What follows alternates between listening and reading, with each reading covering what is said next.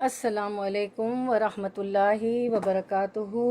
سورۃ المؤمنون آیت 71 اللہ تعالیٰ کا فرمان، اگر حق ہی ان کی خواہشوں کا پیرو ہو جائے تو زمین اور آسمان اور ان کے درمیان کی ہر چیز درہم برہم ہو جائے۔ حق تو یہ ہے کہ ہم نے انہیں ان کی نصیحت پہنچا دی ہے، لیکن وہ اپنی نصیحت سے منہ موڑنے والے ہیں۔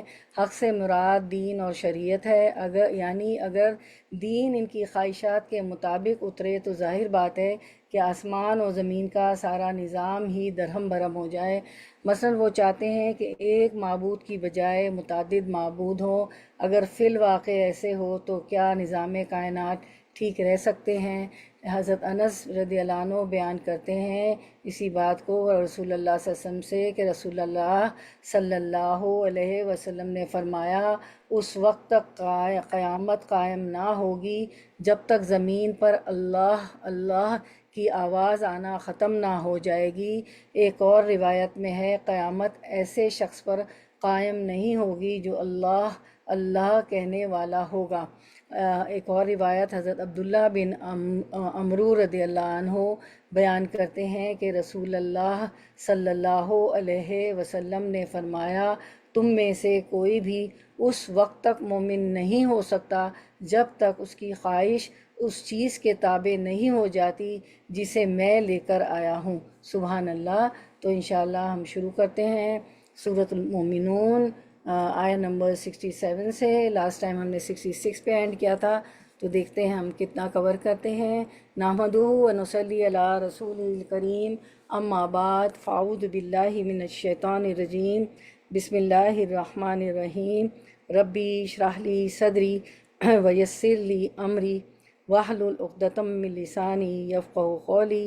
رب زدنا علما اللہم فقہنا فی الدین، اللہم انفعنا بما علمتنا وعلمنا ما ینفعنا وزدنا علما، آمین یا رب العالمین۔ سورۃ المؤمنون آیت نمبر جو ہے ہم 67 سے کریں گے، اور جز آپ کا 18 ہے۔ تھوڑا سا ریکیپ کر لیتے ہیں کہ اللہ تعالیٰ نے پہلے تو جو ہے یسارعون الخیرات، جو نیکیوں میں آگے بڑھنے والے ہیں، ان کی صفات بیان کی۔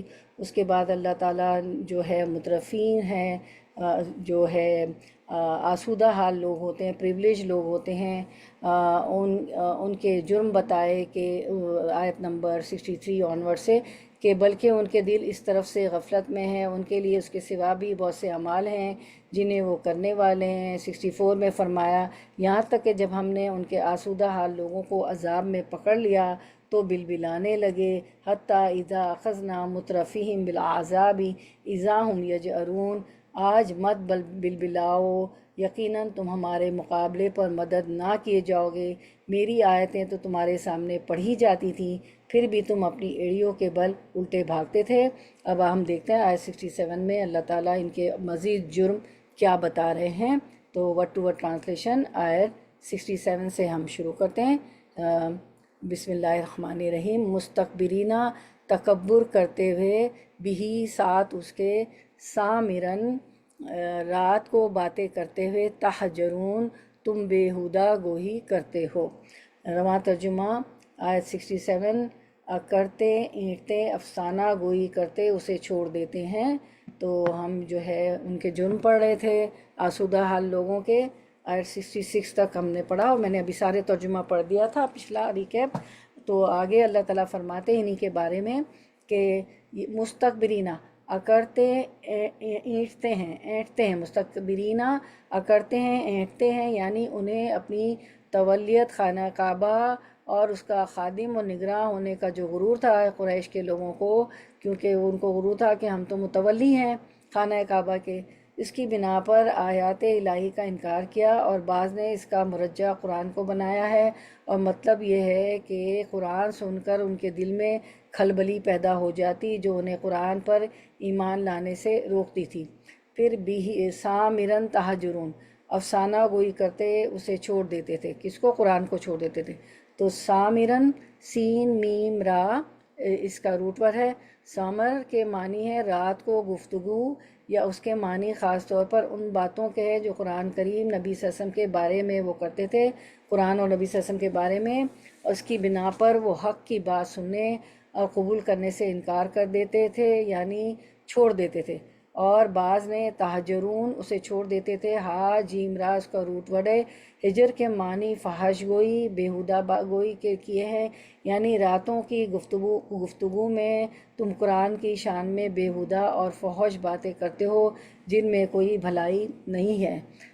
سین میم را جو ہے سامرن اس کا روٹ ورڈ، سمر کے معنی رات کے وقت سونے سے پیشتر ایک دوسرے سے قصہ کہانیاں بیان کرنا تاکہ ان قصوں کہانیوں میں محو ہو کر نیند آ جائے۔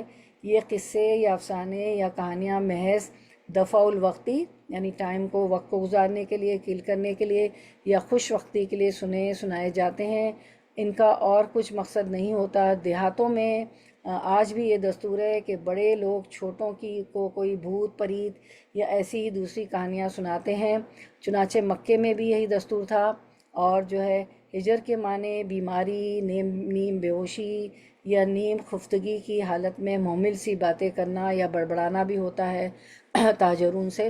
گویا مترفین یعنی آسودہ حال یا ان عیاش لوگوں کا جرم یہ تھا کہ اللہ کی آیات کو سننا بھی گوارا نہ کرتے تھے اور راہ تکبر منہ موڑتے ہوئے واپس چلے جاتے تھے۔ مزید برآں ایک دوسرے سے اگر آیات الہی کا ذکر کرتے بھی تو انتہائی بے نیازی اور لاپرواہی سے، جیسے کوئی محمل سی باتیں یا قصے کہانیاں سنا رہا ہو۔ ان کے ان جرائم کی سزا یہی ہے کہ اب ان کے چھٹکارے کی سب راہیں بند کر دی جاتی اور نہ ہی ان کی آو فغا پر کچھ توجہ دی جائے۔ تو سامرن استعمال کیا گیا یہ لفظ سمر کے معنی ہے رات کے وقت بات چیت کرنا، گپیں ہانکنا، قصے کہانیاں۔ دیہاتی اور قصباتی جو ہے لوگ ہیں یہ راتوں کو گپے عموماً چوپالوں میں ہوا کرتے ہیں، یا یہی اہل مکہ کا بھی دستور تھا۔ اس پہ قرآن کے مطابق آپ صلی اللہ علیہ وسلم کے متعلق بھی عجیب عجیب باتیں کرتے تھے۔ اب آیت 68 کا ورڈ ٹو ورڈ ٹرانسلیشن۔ آیت 68، افلم کیا بھلا لم نہیں، افلم کیا بھلا نہیں، یدبرو انہوں نے غور و فکر کیا۔ دیکھیں پھر تدبر کی بات آئی، غور و فکر کرنے کی۔ ہم نے بھی ہمارے جو ہے پچھلے درس میں تدبر کیا تھا نا آیت پر۔ القول کلام میں، ام یا جا آیا ہے، ہم ان کے پاس، ہم ضمیر ہے، جاہم آیا ہے ان کے پاس، ما جو لم نہیں یاتی آیا، آباہم آبا باپ دادا، ہم ان کے آباہم ان کے آبا و اجداد کے پاس، الاولین پہلے۔ رننگ ٹرانسلیشن 68، کیا انہوں نے اس بات میں غور و فکر ہی نہیں کیا بلکہ ان کے پاس وہ آیا جو ان کے اگلے باپ دادوں کے پاس نہیں آیا تھا۔ افلم یدبروا القول، کیا انہوں نے اس بات میں غور و فکر نہیں کیا؟ کس بات میں؟ قرآن مجید میں، یعنی اس میں غور کر لیتے تو انہیں اس پر ایمان لانے کی توفیق نصیب ہو جاتی کہ ام جاءہم ما لم یاتی آباءہم الاولین، بلکہ ان کے پاس وہ آیا جو ان کے اگلے باپ دادوں کے پاس نہیں آیا تھا، یعنی ان کے پاس وہ دین اور شریعت آئی ہے جس سے ان کے آباء و اجداد زمانہ جاہلیت میں محروم رہے، جس پر انہیں اللہ کا شکر ادا کرنا چاہیے کہ دین اسلام آ گیا، اللہ کے رسول صلی اللہ علیہ وسلم مبعوث ہوئے، اور دین اسلام کو قبول کر لینا چاہیے تھا اور اس پر شکر ادا کرنا چاہیے تھا، اور اس پر خوش ہونے کے لیے آپ کو پتہ ہے سورۃ یونس میں اللہ تعالیٰ فرماتے ہیں قُلْ بِفَضْلِ اللَّهِ وَبِرَحْمَتِهِ فَبِذَلِكَ فَلْيَفْرَحُوا، آپ کہہ دیجئے اے محمد صلی اللہ علیہ وسلم کہ بس لوگوں کو اللہ کے اس انعام یعنی قرآن اور رحمت پر خوش ہونا چاہیے۔ فَلْيَفْرَحُوا، فرح فارح نا، تو اللہ کے اس انعام اور رحمت پر خوش ہونا چاہیے جو قرآن کی صورت میں نازل ہوا ہے۔ ہوا خیر مما یجمعون، وہ اس سے بدرجہ بہتر ہے جس کو وہ جمع کر رہے ہیں، یعنی قرآن جو ہے دنیا جمع کرنے سے بہتر ہے۔ تو میں اور آپ بھی خوش ہو جائیں کہ یہ اللہ کا فضل ہے اور رحمت ہے قرآن، جو ہم ہر آلٹرنیٹ ڈے پہ جمع ہوتے ہیں اور اس پہ تدبر کرتے ہیں، غور و فکر کرتے ہیں، لفظی ترجمہ کرتے ہیں، اور جو ہے قرآن و حدیث کی روشنی میں اس کو سمجھتے ہیں، تفسیر کرتے ہیں، جانتے ہیں۔ تو بس لوگوں کو اللہ کے اس انعام اور رحمت پر خوش ہونا چاہیے، تو ہمیں خوش ہونا چاہیے، کیونکہ اللہ تعالیٰ کہہ رہے ہیں قُلْ بِفَضْلِ اللہِ وَبِرَحْمَتِهِ فَبِذَلِكَ فَلْيَفْرَحُوا، تو ہمیں خوش ہونا چاہیے، کیوں؟ کیونکہ ہوا خیر مما یجمعون، اور وہ اس سے بدرجہ بہتر ہے جس کو جمع کر رہے ہیں، یعنی دنیا جمع کرنے سے بہتر قرآن جمع کر۔ اس وقت آپ دیکھیں کہ یہ گھنٹہ ہمارا کتنا قیمتی ہے، کہ یہ اللہ تعالیٰ چنے ہوئے لوگوں کو، اپنے مخصوص لوگوں کو جو ہے یہ سعادت نصیب کرتے ہیں نا، شرائع صدر دیتے ہیں کہ وہ جمع ہوں اور وہ قرآن کو سمجھے پڑھیں مل کے، تو یہ اللہ تعالیٰ کی توفیق سے ہی ہوا ہے، اور اللہ تعالیٰ نے چنا ہوا ہے، تو you are the chosen one, آپ لوگ اللہ تعالیٰ کے چنے ہوئے لوگ ہیں۔ ابھی اس وقت دیکھیں لوگ پتہ نہیں کیا کر رہے ہوں گے، کوئی ٹی وی دیکھ رہا ہوگا، کوئی ڈرامہ، کوئی مووی، کوئی کیا، کوئی کہاں، بازاروں میں جانا اچھی بات ہے، ہمیں ضرورت کی چیزیں، لیکن فضول بھی لوگ گھوم رہے ہوتے ہیں نا، کہ بس چلو ایک سروے کرتے ہیں دیتے ہیں۔ اچھا آج کل تو خود بازار نہ بھی جائیں تو آن لائن سروے بھی گھنٹوں گھر میں بیٹھ کے نا، اس میں بھی آپ دیکھیں گھنٹوں لگ جاتے ہیں، اور ایک کوپن کے لیے کہ بائی دیس تو you will get a coupon $10 کے لیے ہم $50 خرچ کر کے چلے آئیں گے۔ تو یہی اللہ تعالیٰ فرماتے ہیں کہ دنیا بھی بہت ضروری، دین دنیا ساتھ چلتا ہے، ہماری ضرورتوں کے نکلیں، ہمارے گھر کے کام کاج کریں، لیکن ہوا خیر مما یجمعون، یعنی یہ اسے بدرجہ بہتر ہے جس کو جمع کریں۔ تو اس وقت دنیا جمع کرنے سے بہتر یہ 1 گھنٹہ 5 منٹ جو ہے، آپ جو ہے اوپر جو اگر 5 منٹ کا بھی ہوتے ہیں اس سے بہتر کام کر رہے ہیں، اللہ تعالیٰ فرما رہے ہیں، تو اس پہ خوش ہو جائیے، ٹھیک ہے۔ پھر ہم دیکھتے ہیں کہ اللہ تعالیٰ آگے اسی کو ہم کنٹینیو کرتے ہیں، اس کی تفسیر، یعنی اگر لوگ قرآن اور اس کی آیات میں غور کرتے، افلم یدبر القول، تو انہیں بآسانی معلوم ہو سکتا تھا کہ اس میں وہی باتیں مذکور ہیں جو سابقہ تمام انبیاء کی تعلیم ہے، اور جنہیں ان کے آباء و اجداد بھی سنتے رہے۔ تمام پیغمبر توحید کا پیغام لائے نا، ایک ہی بات لائے کہ توحید پہ، اللہ کی وحدانیت پہ ایمان لاؤ، اللہ کے رسولوں جو بھی رسول ہوتے تھے ان کی بات ماننی ہے، اور کیا کرنا ہے کہ آخرت پہ ایمان۔ تو یہ کوئی نئی تعلیم تو ہے نہیں، پھر آخر ان کے اس طرح بدلنے کی کیا وجہ ہے؟ بلکہ اگر وہ سنجیدگی سے اس میں غور کرتے تو انہیں خوب معلوم ہو جاتا کہ یہ کلام تان و تشنیع کے نہیں، تعریف کے قابل ہے، جس میں سراسر حکمت بھری ہوئی ہے، اور کلام بھی ایسا فصیح اور بلیغ ہے کہ اللہ تعالیٰ نے عربی زبان کو چوز کیا کہ سمندر کو کوجے میں بھر دینا، ایسے ہی ہے نا، ورنہ ہمارے جو اتنے والیومز ہوتے کہ کوئی اور زبان ہوتی ہے کہ ہمارے کمرے کے کمرے بھر جاتے، ٹھیک ہے۔ اور یہ ایک گتے کے بیچ میں کتاب ہے، جس کو آپ سب نے فرمایا تھا کہ ایک وقت آئے گا کہ لوگ 2 گتوں کے بیچ میں قرآن کو پڑھیں گے، تو وہ ہمارے ہاتھ میں الحمدللہ۔ پھر سورۃ المحمد میں فرمایا، آیت نمبر جو ہے 24 میں، افلا یتدبرون القرآن ام علی قلوب اقفالها، کیا یہ قرآن میں غور و فکر نہیں کرتے، یا ان کے دلوں پر ان کے تالے لگ گئے ہیں؟ اقفال قفل کی جمع، قاف لام قاف لام قفل کی جمع، تو کیا یہ قرآن میں غور و فکر نہیں کرتے، یا ان کے دلوں پر ان کے تالے لگ گئے ہیں؟ جب تالا لگ جائے دروازے پہ تو آپ اندر سے کچھ بھی نہیں دیکھ سکتے نا، تو یہی اللہ تعالیٰ فرماتے ہیں کہ کیا ان کے دلوں پر تالے لگے ہوئے ہیں کہ ان کو اندر نہیں جاتا قرآن، وہ غور و فکر نہیں کرتے، اس میں تدبر نہیں کرتے۔ پھر ہم دیکھتے ہیں کہ جو ہے ابن تیمیہ رحم اللہ دل کے بارے میں فرماتے ہیں، دل اللہ کے برتن ہیں۔ ابن تیمیہ رحم اللہ کہتے ہیں کہ دل اللہ کی زمین میں اللہ کے برتن ہے، پس ان تمام برتنوں میں سے زیادہ محبوب دل وہ ہے جو سب سے زیادہ نرم، سب سے زیادہ ٹھوس اور سب سے زیادہ صاف ہو۔ اب آیت نمبر 69 کر لیتے ہیں، ورڈ ٹو ورڈ ٹرانسلیشن انشاءاللہ۔ ام یا لم نہیں، یعرفو انہوں نے پہچانا، رسول ہم اپنے اپنے رسول کو، فہم تو وہ لہو اس کے منکرون انکاری ہیں۔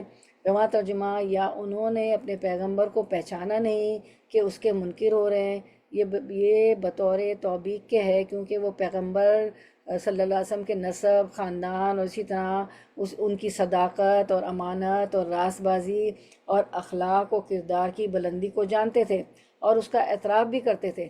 آپ صلی اللہ علیہ وسلم 40 سال ان کے درمیان رہے، اور ان 40 سالوں میں وہ سب مانتے تھے کہ آپ صادق ہیں، امین ہیں، راست باز ہیں، اخلاق اور کردار کی بلندی پہ ہیں، وہ سب جانتے تھے، لیکن جب قرآن نازل ہوا تو انہوں نے ماننے سے انکار کر دیا۔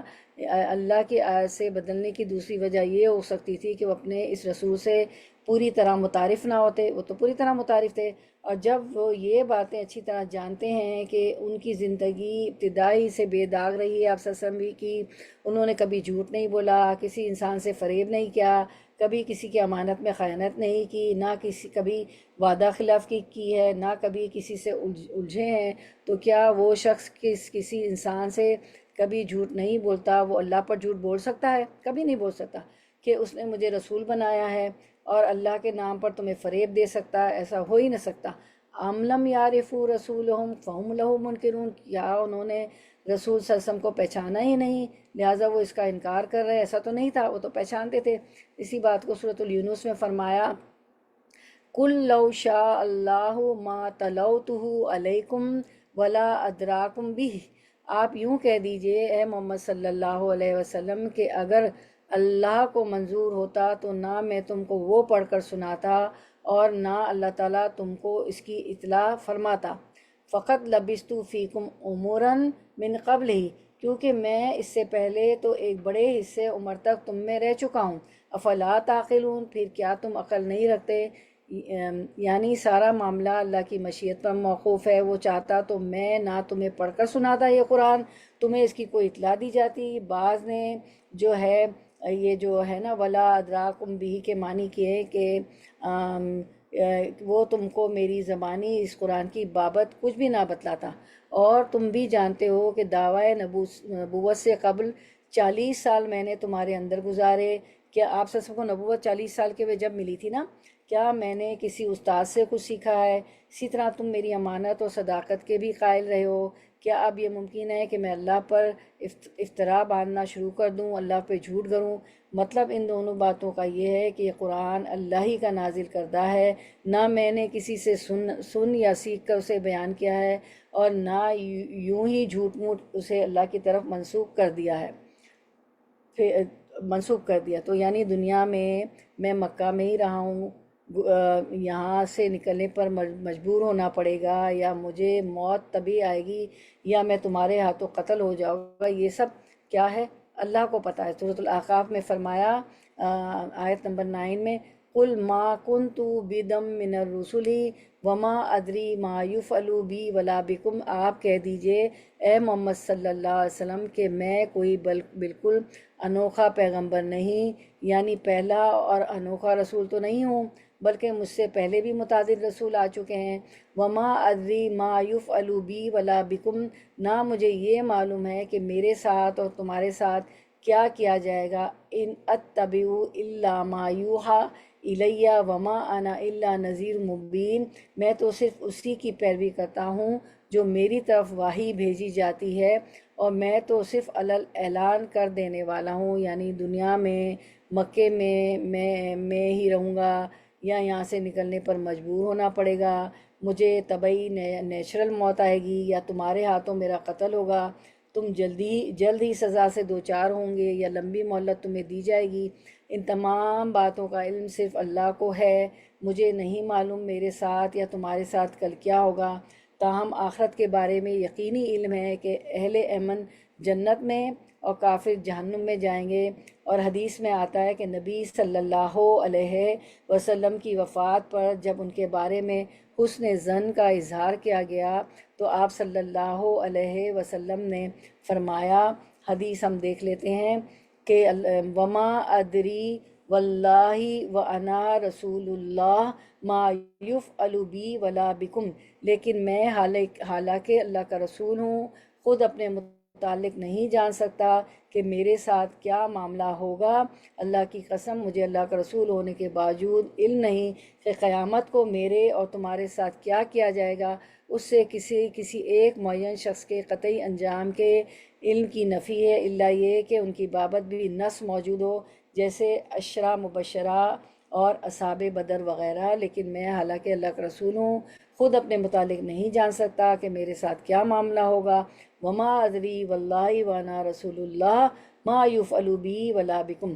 تو آپ دیکھیں کیسے کوئی پیغمبر غیب کا علم جان سکتا ہے، جبکہ آپ صلی اللہ علیہ وسلم خود فرما رہے ہیں کہ میں بھی خود نہیں جانتا اپنے متعلق کہ میرے ساتھ کیا معاملہ ہوگا قیامت کے روز، ٹھیک ہے۔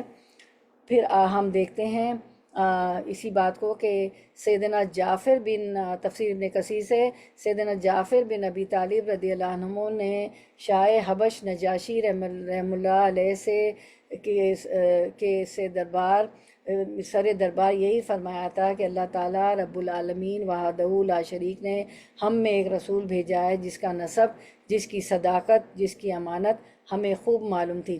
سیدنا مغیرہ بن شعبہ رضی اللہ عنہ نے کسرا کے بادشاہ سے بوقت جنگ میدان میں یہی فرمایا تھا، اور ابو سفیان صخر بن حرب نے شاہ روم سے یہی فرمایا تھا، جبکہ ابو سفیان مسلمان نہیں تھے۔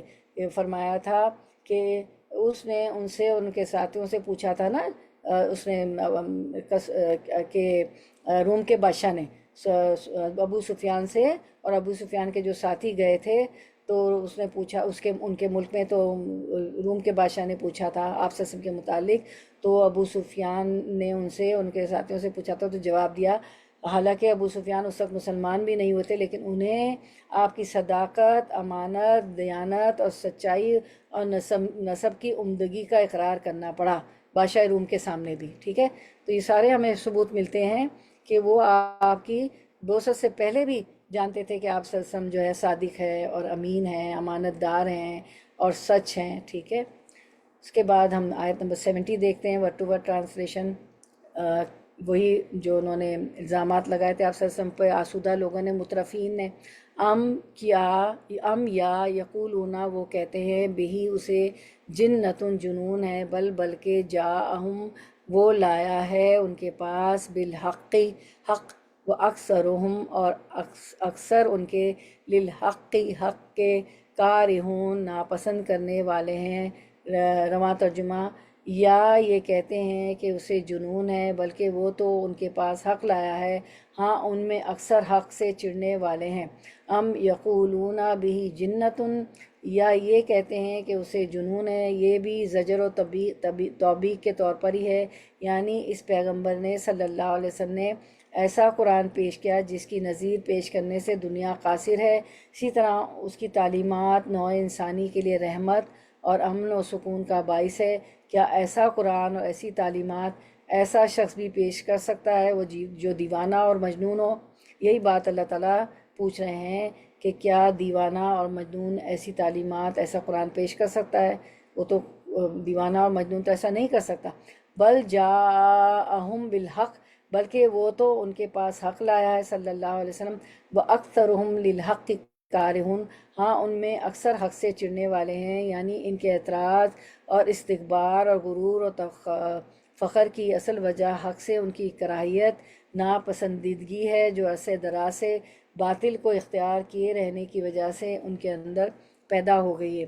انکار کی ایک تیسری وجہ یہ بھی ممکن ہے کہ یہ لوگ اپنے رسول کو دیوانہ سمجھ کر اس کی باتوں کو رد کر دیتے تھے، اور درخور نہ سمجھے، اگر وہ اسے دیوانہ کہہ بھی دیں تو ان کے دل ہرگز اس بات کو تسلیم نہیں کرتے۔ چنانچہ جب دعوت توحید کا چرچہ عام ہونے لگا تو قریش کے سرداروں کو بہت فکر لاحق ہوئی۔ وہ اس دعوت کو روکنے کے لیے مشورے کی خاطر خالد بن ولید بن مغیرہ کے پاس جمع ہوئے۔ ولید بن مغیرہ ابو جہل کا چچا تھا، اور حرب بن امیہ کی وفات کے بعد قریش کی سیادت خالد بن مغیرہ کے ہاتھ میں آ گئی، جو ابو جہل کا چچا تھا۔ ولید بن مغیرہ ایک سمجھدار آدمی تھا، کہنے لگا اس سلسلے میں اپنی اپنی تجاویز پیش کرو، کیونکہ حج آنے والا تھا تو ان کو خطرہ ہوا کہ آپ صلی اللہ علیہ وسلم تو دعوت پیش کریں گے، تو انہوں نے خالد بن مغیرہ سے مشورہ کیا، تو خالد بن مغیرہ نے کہا کہ اس سلسلے میں اپنی اپنی تجاویز پیش کرو۔ انہوں نے پیش کردہ تجاویز میں سے ایک سردار نے یہ تجویز بھی پیش کی تھی کہ ہم لوگوں کو کہیں گے جو حج کرنے آئیں گے کہ محمد صلی اللہ علیہ وسلم ایک مجنون آدمی ہے۔ یہ سن کر ولید بن مغیرہ کہنے لگا، اللہ کی قسم وہ دیوانہ نہیں ہے، ہم نے دیوانوں کو بارہا دیکھا ہے، اس کے اندر نہ دیوانوں جیسی دم گھٹنے کی کیفیت ہے، نہ الٹی سیدھی حرکتیں ہیں، نہ ہی ان جیسی بہکی بہکی باتیں ہیں۔ تو ہم دیکھتے ہیں رحیق المختوم کے الفاظ، سیرت طیبہ کے معروف کتاب الرحیق المختوم کے الفاظ دیکھتے ہیں، اس کا باب ہے حجاج کو روکنے کے لیے مجلس شورا۔ انہی دنوں قریش کے سامنے ایک اور مشکل آن کھڑی ہوئی، یعنی حج کا موقع آ رہا تھا نا، یعنی ابھی کھلم کھلا تبلیغ پر چند ہی مہینے گزرے تھے کہ موسم حج قریب آ گیا۔ قریش کو معلوم تھا کہ اب عرب کے وفود کی آمد شروع ہو گئی ہے۔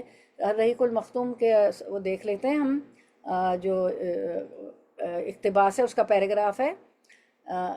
انہی دنوں قریش کے سامنے ایک اور مشکل آن کھڑی ہوئی، یعنی ابھی کھلم کھلا تبلیغ پر چند ہی مہینے گزرے تھے کہ موسم حج قریب آ گیا۔ قریش کو معلوم تھا کہ اب عرب کے وفود کی آمد شروع ہوگی، مختلف جگہوں سے آئیں گے، اس لیے وہ ضروری سمجھتے تھے کہ نبی صلی اللہ علیہ وسلم کے متعلق کوئی ایسی بات کہیں کہ جس کی وجہ سے اہل عرب کے دلوں پر آپ کی تبلیغ کا اثر نہ ہو۔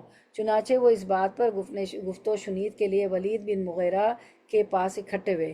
ولید نے کہا اس بارے میں تم سب لوگ ایک رائے اختیار کر لو تو تم میں باہم کوئی اختلاف نہیں ہونا چاہیے۔ اگر ایک رائے اختیار کر لیں گے تو اختلاف نہیں ہوگا کہ خود تمہارا ہی ایک آدمی دوسرے آدمی کی تکذیب کر دے اور ایک کی بات دوسرے کی بات کاٹ دے۔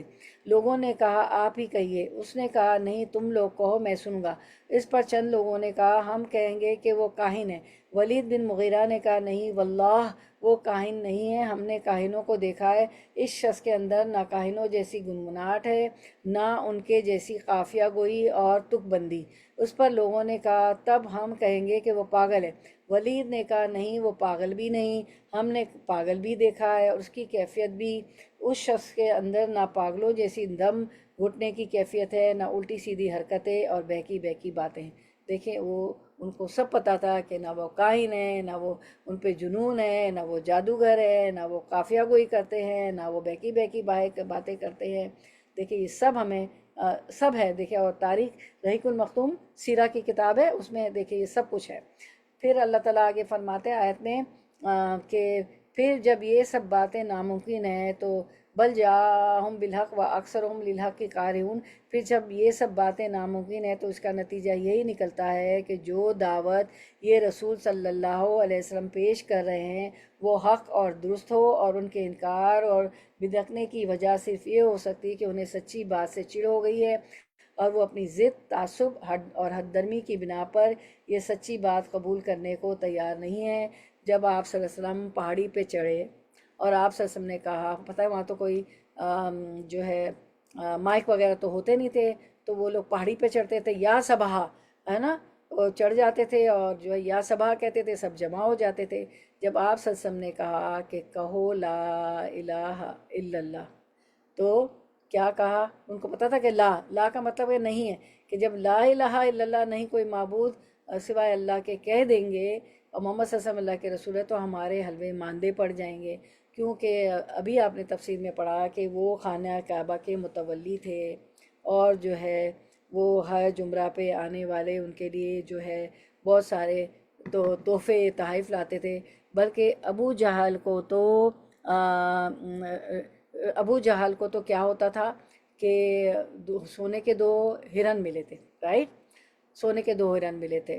اب آپ دیکھیں کہ گولڈ کے کوئی 2 ہرن دے دے تو کتنی دولت، ان کو کتنے تحفے تحائف اور نذرانے ملتے تھے۔ ان کو پتا تھا کہ ہمارے حلوے تو مانڈے پڑ جائیں گے، اور جو ہے وہ اس لیے ایمان لا کے نہیں دیتے تھے نا کہ ایک، اور پھر یہ بھی تھا کہ آپ یتیم پیدا ہوئے تھے اور جو ہے ایک یتیم جو ہے پیدا ہوئے ہیں، ہمارے سامنے بڑے ہوئے ہیں، اور ہم کیسے یہ سب قبول کر لیں۔ ان کو معلوم تھا کہ ہماری یہ جو تولیت ہے، ہم جو متولی ہیں اور جو ہمیں نذرانے پیش ہوتے ہیں، یہ سب ختم ہو جائیں گے، حلوے ماندے پڑ جائیں گے، تو یہ جو ہے اس وجہ سے بھی ایمان لا کے نہیں دیتے، جبکہ ان کو پتہ تھا کہ یہ سچے نبی ہے، سب جانتے تھے وہ لوگ۔ پھر جو ہے ہم دیکھتے ہیں سورۃ الاعراف 184 میں فرمایا اولم یتفکروا ما بصاحبہم من جنۃ ان ہوا الا نذیر مبین، کیا انہوں نے کبھی نہیں سوچا کہ ان کے ساتھی محمد صلی اللہ علیہ وسلم کو کوئی جنون نہیں، وہ تو محض ایک کلم کلا ڈرانے والے ہیں۔ ٹھیک ہے، تو یہ سورۃ الاعراف میں بھی اللہ تعالیٰ نے فرمایا۔ چلیں اب ہم آیت نمبر، یہ اینڈ ہو گئی ہماری تفسیر، آیت نمبر 71 ورڈ ٹو ورڈ ٹرانسلیشن کرتے ہیں انشاءاللہ۔ آیت نمبر 71، یہ سسٹر نزاکت نے ابھی ہمیں میسیج کیا، زوم پر ہی آپ نے پڑھا ہوگا، وہ کہہ رہی ہے کہ رحیق المختوم جو ہے آڈیو فارم میں بھی ہیں، ٹھیک ہے، تو آپ سن بھی سکتے ہیں، اور رحیق المختوم خرید بھی لیں، آپ لوگ پڑھتے رہے، سیرہ کی بہت اچھی کتاب ہے۔ اللہ تعالیٰ ہمیں سیرت کا بھی کورس کروا دے انشاءاللہ، آپ لوگوں کا کوپریشن ہوگا تو کر لیں گے۔ وَلَوِ اتَّبَعَ اور لو اگر اتبع پیروی کرنا الحق حق اہواءہم ان کی خواہشات کی، لفسدت السماوات لفسدت البتہ فسدت بگڑ جاتے، فساد ہو جاتا، لفسدت البتہ بگڑ جاتے، السماوات آسمان، السماوات تو پلورل ہے، تو اس کی سنگولر واحد کیا ہے؟ یہ تو جمع ہے، اس کی واحد کیا ہے؟ سما سما السما، جی جزاک اللہ خیر، بارک اللہ فی علمک۔ والارض اور زمین، ومن اور جو کوئی، فی ہننا فی میں ہننا ہے، فی ہننا ان میں ہے، ٹھیک ہے، فی جو ہوتا ہے ان ہے، ٹھیک ہے، فی میں فی کا مطلب ہوتا ہے میں، ہننا ان میں، فی ہننا ان میں ہے۔ تو مجھے بتائے کہ ہننا سنگولر کا سیگا ہے یا پلورل کا، میل ہے یا فیمیل ہے؟ مونس کا صیغہ ہے۔ جی مؤنث کا صیغہ، ہننا جو ہے مؤنث کا صیغہ، ٹھیک۔ بلکہ فیمیل ہے مونس۔ جی مؤنث، بارک اللہ، بلکہ آتیناہم دی ہم نے ان کو بذکرہم اپنے ذکر کو، فہم تو وہ ان ذکرہم ذکر سے موردون اعراض برسنے والے ہیں، منہ موڑنے والے ہیں۔ تو رما ترجمہ، اور اگر حق ہی ان کی خواہشوں کا پیرو ہو جائے تو زمین اور آسمان اور ان کے درمیان کی ہر چیز درم برم ہو جائے، فساد ہو جائے۔ حق تو یہ کہ ہم نے انہیں ان کی نصیحت پہنچا دی ہے، لیکن وہ اپنی نصیحت سے منہ موڑنے والے ہیں۔ وَلِاتَّبَعَ الْحَقُّ أَهْوَاءَهُمْ اگر حق ہی ان کی خواہش کا پیرو ہو جائے تو کیا ہوگا؟ اگر ان کی خواہشات کی پیروی کرنے لگ جائے تو لفسدت السماوات والارض ومن فیہن، تو زمین اور آسمان اور ان کے درمیان کی ہر چیز درم برم ہو جائے، فساد ہو جائے۔ یہاں لو اتبع الحق، حق سے مراد دین اور شریعت ہے، یعنی اگر دین ان کی خواہشات کے مطابق اترے جیسے کہ یہ چاہتے ہیں، تو ظاہر بات ہے کہ 307 بتوں کو بھی پوجا کی جائے، شرک بھی کی جائے، تو ظاہر بات ہے کہ زمین اور آسمان کا سارا نظامی درم برم ہو جائے۔ مثلاً وہ چاہتے ہیں کہ ایک معبود کی بجائے متعدد معبود ہو، اگر فی الواقع ایسا ہو تو کیا نظام کائنات ٹھیک رہ سکتے ہیں؟ بالکل نہیں۔ بل آتیناہم بذکرہم، حق تو یہ کہ ہم نے انہیں ان کی نصیحت پہنچا دی ہے، فہم عن ذکرہم موردون، لیکن وہ اپنی نصیحت سے منہ موڑنے والے ہیں۔ ہم حدیث دیکھ لیتے ہیں، حضرت انس رضی اللہ عنہ بیان کرتے ہیں کہ رسول اللہ صلی اللہ علیہ وسلم نے فرمایا، قیامت اس وقت تک قائم نہ ہوگی جب تک زمین پر اللہ اللہ کی آواز آنا ختم نہ ہو جائے گی۔ ایک روایت میں ہے کہ قیامت ایسے شخص پر قائم نہیں ہوگی جو اللہ اللہ کہنے والا ہوگا، قیامت قائم نہیں ہوگی یہاں تک کہ وہ وقت آ جائے جب زمین میں اللہ اللہ نہیں کہا جا رہا ہوگا۔ ایک اور حدیث مبارکہ سے پتہ چلتا ہے، حضرت عبداللہ بن عمرو رضی اللہ عنہ بیان کرتے ہیں کہ رسول اللہ صلی اللہ علیہ وسلم نے فرمایا، تم میں سے کوئی بھی اس وقت تک مومن نہیں ہو سکتا جب تک اس کی خواہش اس چیز کے تابع نہیں ہو جاتی جسے میں لے کر آیا ہوں۔ کسی مومن کا ایمان اس وقت تک درجہ کمال کو نہیں پا سکتا جب تک اس کی خواہش نفس میں تمہارے پاس میری لائی ہوئی شریعت کے تابع نہ ہو جائے۔ تو ہماری خواہشوں کو شریعت کے تابع کرنا ہے، ورنہ ہمارا ایمان کامل نہیں ہو سکتا، مکمل نہیں ہو سکتا ہے۔ ہوائے نفس کو جو ہے چھوڑ دینا ہے، جو ہمارا نفس کا ہے وہ نہیں کرنا ہے۔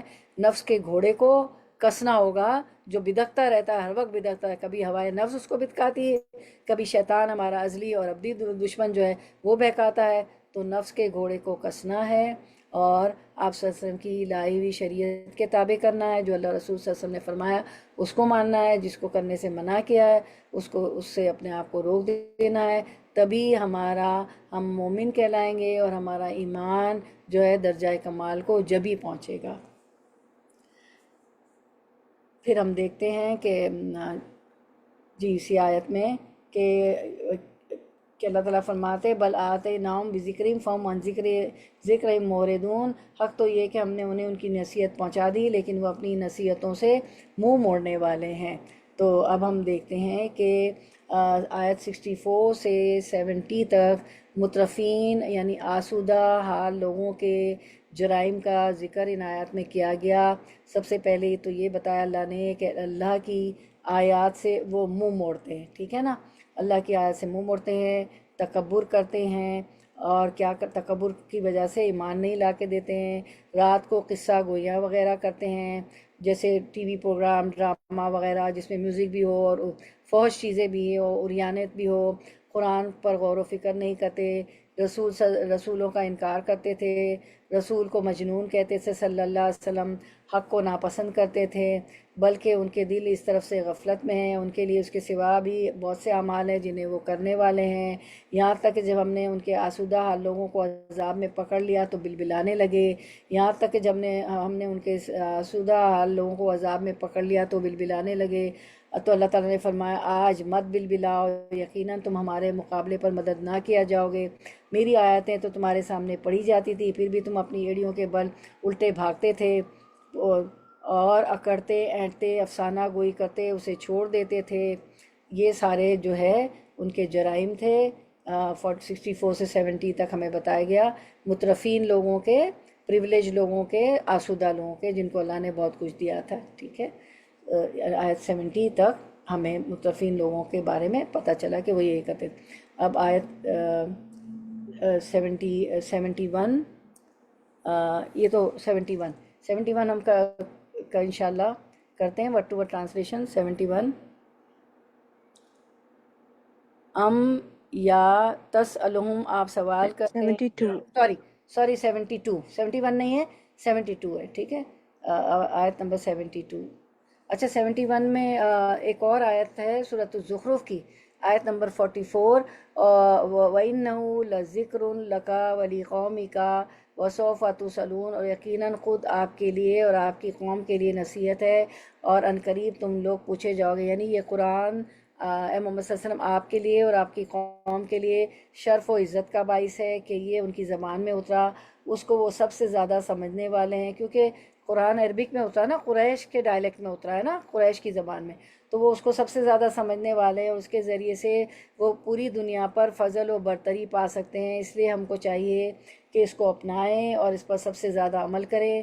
یہ قرآن جو ہے یا تو انسان کو بہت اونچا لے جاتا ہے، بہت جو اونچائی پہ لے جاتا ہے، بہت عزت و اکرام، شرف و عزت بخشتا ہے، یا یہ ہے کہ بہت زیادہ نیچے لے جاتا ہے، اس کی تذلیل کرتا ہے۔ تو ہم دیکھتے ہیں نا کہ حضرت ابوبکر صدیق نے بھی ایک دفعہ فرمایا کہ ہم جاہل لوگ تھے، ہم کچھ بھی نہیں تھے، دنگے فساد، قتل و غارت گری وغیرہ، مطلب ان کا مقصد تھا کہ اخلاق سے بالکل گرے ہوئے تھے، اور یہ قرآن کی وجہ سے آج ہم جو ہے کیسی قوم شرف و عزت والی قوم بن گئے، قرآن ہی اس کا باعث بنا، الحمدللہ رب العالمین۔ وہ اس طرح قرآن کو پہچانتے تھے اور اس طرح اس کی جو ہے شکر گزار تھے۔ آیت نمبر 72، یا تسألہم، آپ سوال کرتے ہیں ان سے، خرجن، مال اور مال کی ادائیگی کا، فخراجو تو خراج، اجر و ثواب، ربکا، آپ کے رب کا، خیرun بہتر ہے، وہوا، اور وہ خیرو بہتر ہے، الرازقین، سب رزق دینے والا، وہوا خیر الرازقین، اللہ تعالیٰ بہترین رزق دینے والا ہے۔ رواں ترجمہ، ام تسألہم خرجن فخراج ربک خیر وہو خیر الرازقین، کیا آپ ان سے کوئی اجرت چاہتے ہیں محمد صلی اللہ علیہ وسلم اس کام پہ، دین پہنچانے میں؟ یاد رکھیے کہ آپ کے رب کی اجرت بہت ہی بہتر ہے، اور وہ سب سے بہتر روزی رساں ہے۔ آپ کی دعوت سے لوگوں کے انکار کی ایک چوتھی وجہ یہ بھی ہو سکتی تھی کہ آپ ان سے اپنی اس محنت و تبلیغ کا معاوضہ مانگتے ہو، آپ تو معاوضہ نہیں مانگتے تھے، اور وہ اسے تاوان سمجھ کر اس سے انکار کرے، یہ بات بھی نہیں تھی۔ نہ صرف یہ کہ آپ بے لوث ہو کر دعوت دین کا کام سر انجام دے رہے تھے، بلکہ اس سے کئی مسائل پیدا ہو گئے۔ نبوت سے پہلے آپ تجارت کرتے تھے، نبوت کے بعد یہ شغل چھوٹ گیا، پہلے آپ مالدار تھے، بعد میں افلاس میں مبتلا ہو گئے، حتیٰ کہ حضرت بی بی خدیجہ رضی اللہ عنہ کی ساری دولت بھی جو ہے، بہت دولت مند تھی نا، اتنی دولت، اتنا تجارتی قافلہ آپ کی زوجہ محترمہ کا، بی بی خدیجہ رضی اللہ عنہ کا آتا تھا کہ قریش کے تمام، پورے قریش کے، مکے کے عرب لوگوں کا کہ تجارتی قافلے ایک طرف، اور بی بی خدیجہ رضی اللہ عنہ کا تجارتی قافلہ، ان کے ایک اکیلی ان کا تجارتی قافلہ ایک طرف، اتنا ان کے مقابل ہوتا تھا، تو ان کا سارا پیسہ بھی دین پہ لگ گیا۔ تو نہ صرف یہ کہ آپ بے لوث ہو کر دعوت دین کا کام انجام دے رہے تھے، بلکہ جو ہے آپ کی جو ہے تجارت کرتے تھے وہ بھی چھوٹ گئی۔ پہلے آپ مالدار تھے، بعد میں افلاس پہ مبتلا ہو گئے۔ پہلے آپ اپنی قوم کی آنکھوں کا تارا تھے، وہ آپ کو صادق امین وغیرہ پکارتے تھے، بعد میں وہی قوم آپ کی دشمن بن گئی، اور وہی آپ کے ہی رشتہ دار تھے، آپ کے خونی رشتے تھے، آپ کے چچا، آپ کے کزن، سارے کچھ۔ قوم نے آپ سے سمجھوتے کی خاطر بے شمار مال و دولت قدموں میں ڈھیر کرنے کا لالچ دیا، مگر آپ نے اسے ٹھکرا دیا۔ آپ سب کو معلوم ہے، تاریخ کی کتابوں میں رحیق المختوم میں بھی پڑھیں گی، اور جو ہے آپ کی سیرت کی اور کتابیں اس میں بھی، کہ سرداران قریش جمع ہوئے، وہ کہا کہ دولت آپ کے قدموں میں ہوگی، آپ جس سے چاہیں ہم آپ اس کا نکاح کروا دیں گے، لیکن آپ نے سب کو ٹھکرا دیا۔ آپ کے چچا کے پاس گئے، حضرت ابو طالب کے پاس، ابو طالب آپ کے پاس آئے تو آپ نے اپنے تب ابو طالب سے فرمایا کہ اے چچا، اگر یہ میرے ہاتھ پر سورج اور چاند لا کر بھی رکھ دے تو میں جو ہے یہ دین کو نہیں چھوڑوں گا۔ تو آپ نے سب کا انکار کر دیا، انکار کر دیا۔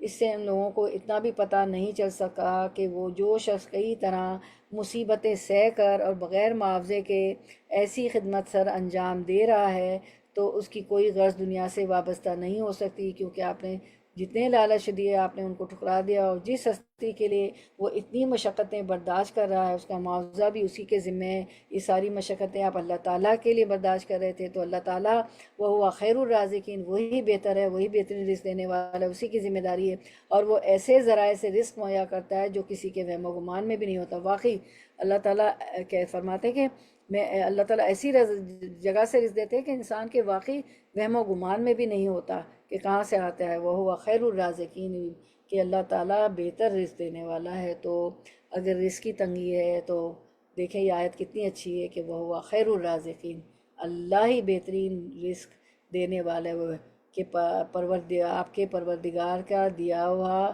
ہی بہتر ہے، اور وہی بہترین رزاق ہے، اللہ تعالیٰ ہی بہترین رازق ہے۔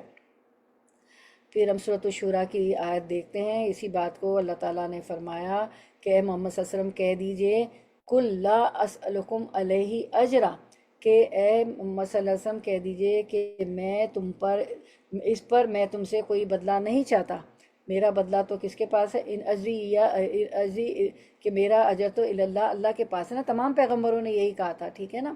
پھر ہم دیکھتے ہیں، شروع کرتے ہیں آیت نمبر 73 کی تفسیر۔ وَإِنَّكَ اور انا بے شک کا آپ، بٹوا ٹرانسلیشن آیت 73، وَإِنَّكَ بے شک آپ لَتَدْعُوهُمْ البتہ تدعوہم آپ بلاتے ہیں انہیں اِلیٰ صراطی طرف راستے مستقیم سیدھے کے۔ رواں ترجمہ، اے محمد صلی اللہ علیہ وسلم یقیناً آپ انہیں راہ راست کی طرف بلاتے ہیں۔ کن کو؟ اہل مکہ کو اور تمام انسانوں کو۔ کس طرف بلاتے ہیں؟ اللہ کی طرف اور سیدھے راستے کی طرف، جو کہ صراط مستقیم۔ ہم نے مانگا اللہ صراط مستقیم دکھائیے، تو اللہ تعالیٰ نے پورا کے پورا قرآن ہمیں دے دیا، اہدنا الصراط المستقیم۔ یعنی وہ ایسی موٹی موٹی باتیں ہیں جو ہر پیغمبر پر وحی کی جاتی رہی ہیں، ان میں کوئی ایچ بیچ نہیں، کوئی پیچیدگی اور ابہام نہیں۔ ان کے دلائل نہایت سادہ اور عام فہم ہے، جو ایک دیہاتی اور بدو کو بھی متاثر کر دیتے ہیں۔ ان کے سمجھنے کے لیے کسی لمبی چوڑی تعلیم کی بھی ضرورت نہیں۔ مثلا ایک بدو سے کسی نے پوچھا کہ کیا اللہ تعالیٰ کی ہستی موجود ہے؟ کہنے لگا ہاں ہے۔ پوچھنے والے نے دوبارہ سوال کیا، بھلا کیسے؟ بدو کہنے لگا اگر ہم راہ میں کوئی اونٹ کی مینگنی پڑی دیکھیں تو ہم اندازہ لگا لیتے ہیں کہ یہاں سے یقیناً کوئی اونٹ گزرا۔ اس طرح جب ہم یہ کائنات کا اتنا وسیع کارخانہ دیکھتے ہیں لازماً اس نتیجے پر پہنچتے ہیں کہ اس کا کوئی بنانے والا ضرور ہوتا ہے۔ یہ بدو کو بھی پتہ تھا۔ اسی طرح ہم دیکھتے ہیں کہ ایک گھر میں دو حاکم ہو تو اس کا نظام کبھی درست نہیں رہتا۔ پھر یہ کیسے ممکن ہے کہ اس کائنات میں اللہ کے سوا کچھ اور بھی مالک و مختار ہوں؟ اگر ایسی صورت ہو تو کائنات کا نظام تو ایک دن بھی نہ چل سکے گا۔ اسی طرح ہم یہ بھی دیکھتے ہیں کہ اللہ تعالیٰ ہر وقت ہر زمانے میں مردہ سے زندہ اور زندہ سے مردہ کو پیدا کرتا ہے۔ یخرج الحی من المیت، انسان جو غذائیں کھاتا ہے سب بے جان ہے۔ کئی مراحل کے بعد انہی غذاؤں سے نطفہ بنتا ہے، پھر اسی نطفے سے ایک جیتا جاگتا انسان پیدا ہو جاتا ہے، جس میں اس کے ماں باپ کے خصائل عادات اور نقش وغیرہ تک جھلک موجود ہوتی ہے۔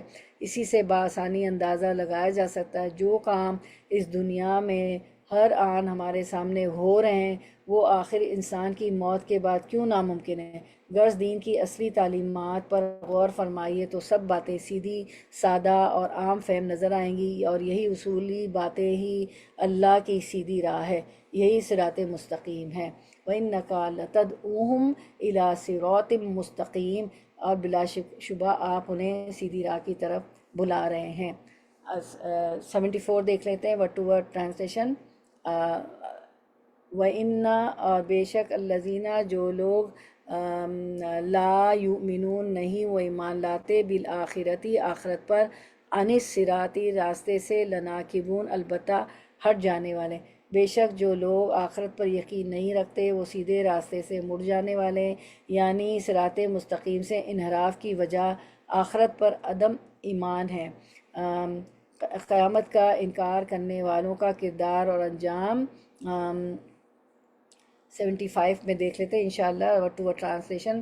وَلَوْ رَحِمْنَاهُمْ، اور لو اگر رحم رحم کرے ہم ان پر، فکشفنا، اور کھول دیں ہم، ما جو بہم انہیں ہے، من درن، تکلیف میں سے، دوارا سے ہے، للجو، البتہ وہ اڑے رہیں گے، فی طغیانہم، اپنی سرکشی میں، یا مہون، بھٹکتے ہوئے۔ رواں ترجمہ، اگر ہم ان پر رحم کریں اور وہ تکلیف جس میں مبتلا ہیں دور کر دیں تو پھر بھی اپنی سرکشی میں ہی جو ہے بھٹکتے رہیں گے۔ فی طغیانہم یعمہون، کوئی آیت ہے ایسی؟ اور کہاں آتا ہے یہ؟ تطبیق کریں گی اس کی؟ کون کرے گا؟ اس فی سورہ یاسین سورہ میں آتا بقرہ شاید۔ میں، سورہ بقرہ میں، جی، سورۃ البقرہ میں بھی ہے۔ یہ فی بقرہ طغیان، جی، فی طغیانہم یعمہون، بارک اللہ فی علمی، جی جزاک اللہ خیر، اچھی تطبیق کی آپ لوگوں نے۔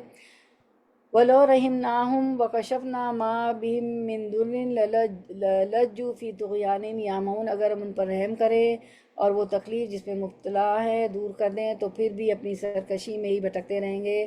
یعنی قیامت کا انکار کرنے والوں کا کردار اور انجام، قیامت کا انکار کرنے والا شخص نہ صرف صراط مستقیم سے منحرف ہو جاتا ہے بلکہ اس کی حالت یہ ہوتی ہے کہ اگر اللہ تعالیٰ اس پر کرم فرما کر اسے کسی مصیبت سے نجات دے تو وہ اپنے رب کا مطیع اور شکر گزار ہونے کی بجائے سرکشی میں اندھا ہو جاتا ہے۔ جب وہ اپنے گناہوں سرکشی میں اندھا ہو جاتا ہے تو پھر اللہ اسے پہلے سے بڑی مصیبت میں گرفتار کرتا ہے، لیکن اپنے گناہوں میں اندھا ہونے کی وجہ سے ایسا شخص اپنے رب کے حضور توبہ کرنے اور گڑ گڑانے کے لیے تیار نہیں ہوتا۔ بالآخر اللہ تعالیٰ اس پر شدید عذاب نازل کرتا ہے۔ اس قسم کے لوگ اپنے رب سے بخشش اور رحمت طلب کرنے کی بجائے نا امید ہو جاتے ہیں، حتیٰ کہ اسی حالت میں انہیں موت آ لیتی ہے۔ یہ کسی انسان کی سب سے بڑی بدقسمتی اور اس پر اللہ تعالیٰ کی ناراضگی کی انتہا ہوتی ہے کہ اسے مصیبت اور عذاب کے وقت بھی توبہ کی توفیق حاصل نہیں ہوتی۔ یا اللہ ہمیں توبہ کی توفیق عطا فرما دیجیے الہ العالمین۔ اور تو یہ اس لیے ہوتا ہے کہ اسلام کے خلاف ان کے دلوں میں جو بغض، اناد تھا، اور کفر و شرک کی دلدل میں جس طرح وہ پھنسے ہوئے تھے، تو اس میں ان کا اللہ تعالیٰ نے سورۃ المومنون میں 75 میں یہ بیان کیا ہے اللہ تعالیٰ نے اس آیت میں۔ 76 کو دیکھ لیتے ہیں ورڈ ٹو ورڈ ٹرانسلیشن۔ وَلَقَدْ أَخَذْنَاهُمْ، اور لا، البتہ، قد، تحقیق، وَلَقَدْ، اور البتہ، تحقیق۔ اس میں کتنی تاکید ہے؟ لقد میں کتنی تاکید بیان کی اللہ نے؟ دو۔ جی دو جی، بارک اللہ، لا اور قد، بارک اللہ فی علمی۔ دو جی، وَلَقَدْ، اور جید جدا، وَلَقَدْ، اور البتہ، تحقیق، اخذناہم، پکڑ لیا، نا، ہم نے، ہم، انہیں، اخذناہم، پکڑ لیا ہم نے انہیں، بالعذابی، ساتھ عذاب کے، فما، پس، ما، نہ، فما، پس، نہ، استکانو، انہوں نے عاجزی کی، لربہم، لیے رب ہم، اپنے، لربہم، اپنے رب کے لیے، وما، اور نہ، یتضرعون، وہ گڑ گڑائے۔ رواں ترجمہ 76، اور ہم نے انہیں عذاب میں پکڑا تاہم یہ لوگ نہ تو اپنے پروردگار کے سامنے جھکے اور نہ ہی عاجزی اختیار کی۔ عذاب سے مراد یہاں وہ شکست ہے جو جنگ بدر میں کفار مکہ کو ہی۔ وَلَقَدْ أَخَذْنَاهُمْ بِالْعَذَابِ، تو وہ اور ہم نے انہیں عذاب میں پکڑا، تو عذاب سے مراد یہاں وہ شکست ہے، وہ ناکامی ہے، وہ ہار ہے جو جنگ بدر میں کفار مکہ کو ہوئی، جس میں ان کے 70 آدمی مارے گئے تھے، یا وہ قحط سالی کا عذاب ہے جو نبی صلی اللہ علیہ وسلم کی بددعا کے نتیجے میں ان پر آیا تھا۔ آپ صلی اللہ علیہ وسلم نے دعا فرمائی تھی، اے اللہ، جس طرح حضرت یوسف صلی اللہ علیہ وسلم کے زمانے میں 7 سال قحط رہا، اسی طرح قحط سالی میں انہیں مبتلا کر کے ان کے مقابلے میں میری مدد فرما۔ چنانچہ کفار مکہ اس قحط سالی میں مبتلا ہو گئے، جس پر حضرت سفیان نبی صلی اللہ علیہ وسلم کے پاس آئے اور انہیں اللہ کے اور رشتہ داری کا واسطہ دے کر کہا کہ اب تو ہم جانوروں کی کھالیں اور خون تک کھانے پر مجبور ہو گئے، جس پر یہ آیت نازل ہوئی۔ یہ آیت اس کا شان نزول ہے، فَمَسْتَكَانُوا لِرَبِّهِمْ وَمَا يَتَضَرَّعُونَ۔ یہ لوگ نہ تو اپنے پروردگار کے سامنے جھکے اور نہ ہی عاجزی اختیار کی، اتنے ہٹ درم لوگ تھے۔ جب ابتدائے اسلام میں ہی کفار مکہ نے مسلمانوں اور پیغمبر اسلام پر مصائب ڈھانا شروع کیے اور یہاں تک کہ مخالفت کی کہ ان پر عرصہ حیات تنگ کر دیا، تو رسول اللہ صلی اللہ علیہ وسلم نے اللہ کے حضور ان کے حق میں بددعا کی اور فرمایا، یا اللہ، ان پر حضرت یوسف علیہ السلام والے قحط سال کے سال مسلط کر۔